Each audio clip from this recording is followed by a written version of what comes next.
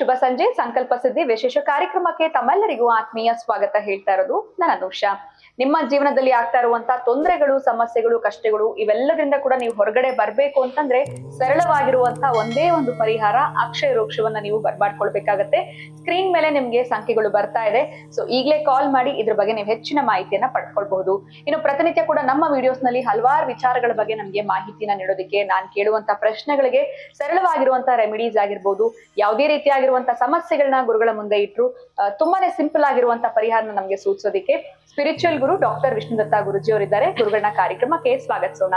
ನಮಸ್ತೆ ಗುರುಗಳೇ, ಕಾರ್ಯಕ್ರಮಕ್ಕೆ ಭಕ್ತಿಯ ಸ್ವಾಗತ. ಒಳ್ಳೆದಾಗ್ಲಿ ಅಮ್ಮ. ಗುರುಗಳೇ, ನಮ್ಗೆ ದಾನಗಳ ಬಗ್ಗೆ ನೀವು ಹೇಳ್ತಾ ಬಂದಿದ್ರಿ. ಇವತ್ತು ಗುರುವಾರ ಆಗಿರೋದ್ರಿಂದ ಇವತ್ತು ನಾವು ಮಾಡ್ಲೇಬೇಕಾಗಿರುವಂತಹ ದಾನ ಯಾವುದು, ಮಾಡೋದ್ರಿಂದ ಆಗುವಂತಹ ನಮ್ಗೆ ಒಳಿತನ್ನ ಏನೆಲ್ಲ ನಾವು ಕಾಣ್ಬೋದು. ಬಿಕಾಸ್ ನೀವು ಮುಂಚೆನೆ ಹೇಳಿದಿರಾ ಎಕ್ಸ್ಪೆಕ್ಟೇಷನ್ ಅನ್ನೋದನ್ನ ಇಟ್ಕೊಂಡು ನಾವು ದಾನ ಮಾಡಬಾರ್ದು ಅಂತ. ಆದ್ರೂ ಕೂಡ ಗುರುವಾರದ ದಿನ ನಾವು ಏನ್ ದಾನ ಮಾಡ್ಬೇಕು, ಅದರ ಜೊತೆನಲ್ಲಿ ಇವತ್ತಿನ ಒಂದು ಮನೆಯ ಮದ್ದು, ಆರ್ಥಿಕ ಸದ್ದು ವಿಚಾರದಲ್ಲಿ ಯಾವ ವಿಚಾರದ ಬಗ್ಗೆ ನಮಗೆ ತಿಳಿಸ್ಕೊಡ್ತೀರಾ? ಓಂ ವಿಶ್ವಸ್ಮೈ ನಮಃ. ಪ್ರೀತಿಯ ಬಂಧುಗಳೇ, ಇವತ್ತಿನ ಮನೆಯ ಮದ್ದು ಹೆಣ್ಣು ಮಕ್ಕಳಿಗೆ ಮದುವೆ ಪಿಂಪಲ್ಸ್ ಇರ್ತಾವಲ್ಲ, ಅದಕ್ಕೆ ಒಂದಷ್ಟು 4 ಮೇಲ್ಪಟ್ಟು 10 ಒಳಗಡೆ ತುಳಸಿ ಎಲೆಗಳನ್ನು ಹಾಕೊಳ್ಳುತ್ತಾ, ಟೀ ಪುಡಿ ಇದೆಯಲ್ಲ ಅದು ಸ್ವಲ್ಪ ಚೆನ್ನಾಗಿ ಕಾಯಿಸಿ ಒಂದು 10 ಹನಿ ಅದಕ್ಕೆ ಹಾಕಿ ಚೆನ್ನಾಗಿ ಪೇಸ್ಟ್ ತಯಾರು ಮಾಡಿ ಹತ್ತಿ ತಗೊಂಡು ಅದಕ್ಕೆ ಅಪ್ಲೈ ಮಾಡ್ತಕ್ಕಂಥದ್ದು. ಅದಕ್ಕೆ ಅಪ್ಲೈ ಮಾಡ್ತಾ ಮಾಡ್ತಾ ಮಾಡ್ತಾ ಅಷ್ಟು ಅದ್ಭುತವಾಗಿ ಆ ಮಡವೆ ನಿಮಗೆ ಗೊತ್ತಿಲ್ಲದೆ ನಿಮ್ಮ ಮುಖದಿಂದ ಮಂಗಮಾಯವಾಗಿರುತ್ತೆ. ಇದು ಮಡವೆಗಳಿಗಿರತಕ್ಕಂಥ ಅತ್ಯಂತ ಅದ್ಭುತವಾಗಿರತಕ್ಕಂತಹ ಮದ್ದು.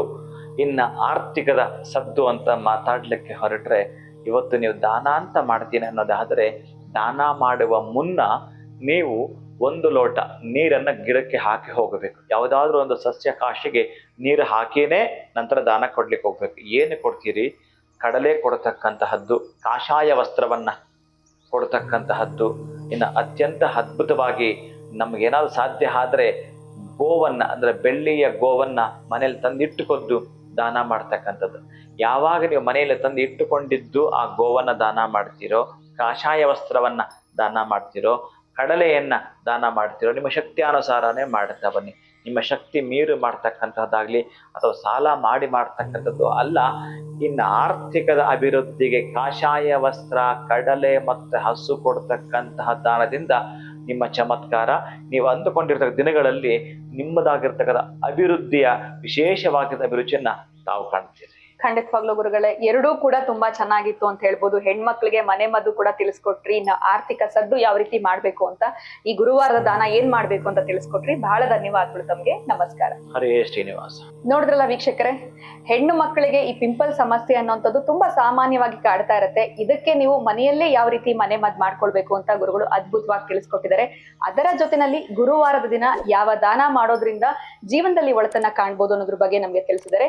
ಇವತ್ತಿನ ಮಾಹಿತಿ ತಮ್ಮೆಲ್ರಿಗೂ ಇಷ್ಟ ಆಗಿದೆ ಅಂತ ಭಾವಿಸ್ತಾ ಮುಂದಿನ ಸಂಚಿಕೆಯಲ್ಲಿ ತಮ್ಮನ್ನ ಭೇಟಿ ಮಾಡ್ತೀನಿ. ನಮಸ್ಕಾರ.